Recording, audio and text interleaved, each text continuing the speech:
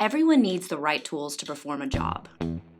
Chairs for employees who work at desks, ladders for roofers who need to get on top of a house, even lunch breaks for people who need food to get through the day. You know, like we all do. It makes good business sense to have a workplace that accommodates everyone's needs. And laws like the Americans with Disabilities Act, the ADA, and the Rehabilitation Act are there to make sure workers with disabilities are accommodated too. So, what kind of accommodations are we talking about? Special privileges for special people, right? Gold-plated hover chairs? Trained seeing eye unicorns? Not even close. Turns out employees with disabilities aren't particularly special, and neither are the accommodations they need to do their jobs. In fact, they're pretty reasonable. Literally, it's why the ADA calls them reasonable accommodations. An accommodation is any change in the environment or in the way things are done that enables an individual with a disability to enjoy equal opportunities to work. Miguel works as an office assistant, and his low vision makes using a computer monitor difficult. So his employer provided screen reading software that reads aloud on-screen text and image descriptions. That's a reasonable accommodation. June is a bookkeeper who experienced a traumatic brain injury. Concentrating for long periods of time is exhausting for her. So instead of taking one long break, her employer allows her to take several short breaks. That's a reasonable accommodation. And according to the Job Accommodation Network, JAN, the majority of workplace accommodations, 59%, cost absolutely nothing. But if there is an expense, there are tax credits and other incentives out there to support businesses in creating a more accessible workplace.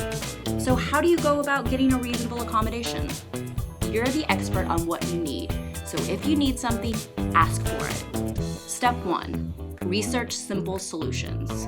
While you may be the only employee at your job with your disability, odds are that someone somewhere has a solution you're looking for.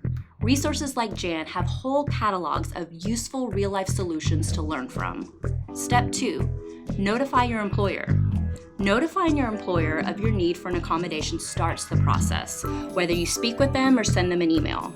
You may need to provide a medical letter or other documentation if requested. You do not need to tell your employer everything about your disability, just how it might affect your job duties. Step 3. Negotiate. Finding the right accommodation is not a one-step process. It's an interactive back-and-forth conversation. Your employer may propose a different accommodation than the one you suggested. Consider whether their idea would be effective, or make another suggestion.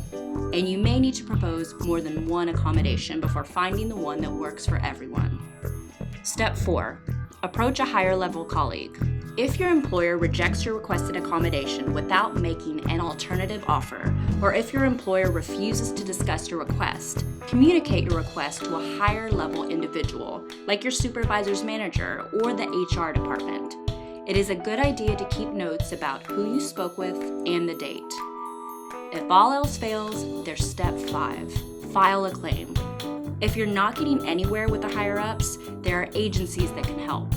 Filing a claim involves a lot of paperwork and sometimes short deadlines, so it's important to move quickly. No matter what steps you take, always remember that asking for reasonable accommodations is not about getting special favors. It's about getting what you need to get your job done. For more information, contact Disability Rights Florida at 800-342-0823 or disabilityrightsflorida.org.